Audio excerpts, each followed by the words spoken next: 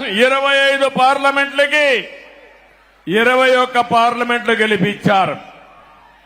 ఈ రోజు మీరందరూ ఒకసారి ఆలోచిస్తే ఈ యొక్క వైఎస్ఆర్ కాంగ్రెస్ పార్టీ ఒక అరాచక పార్టీ. అలాంటి పార్టీని ఇంటికి పంపించడానికి తెలుగుదేశం, జనసేన, బీజేపీ జట్టు కట్టాం. 4 పార్టీలు కలిసి పోరాడాం. ఎన్డీఏలో భాగస్వాములయ్యాం. అందుకే ఈ ఎన్నిక ఒక హిస్టారికల్ ఎన్నిక అని చెప్పి కూడా నేను మీకు తెలియజేస్తున్నా. ఇంకో పక్క ఈ ఎన్నిక ద్వారా రాష్ట్ర ప్రజల యొక్క భవిష్యత్తుని తీరగా రాయబోతున్నామని మరొక్కసారి మీకు విజ్ఞప్తి చేస్తున్నాను. ఎప్పుడు కూడా నా రాజకీయానికి కుప్పం నియోజకవర్గం ఒక ప్రయోగశాల. ఇక్కడ మొట్టమొదటి ఒక కార్యక్రమాన్ని ప్రారంభించి ఆ రోజు సమైక్య ఆంధ్రప్రదేశ్ లో, తర్వాత నవ్య ఆంధ్రప్రదేశ్ లో అమలు చేశాం.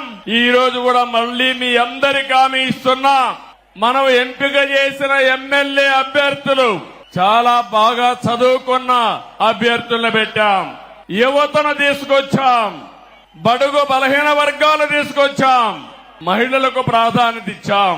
నిన్న కూడా మీరు చూస్తే నేను కేబినెట్ లో 17 మంది కొత్త వాళ్ళని మొదటిసారిగా మినిస్టర్లు చేసుకున్నాం.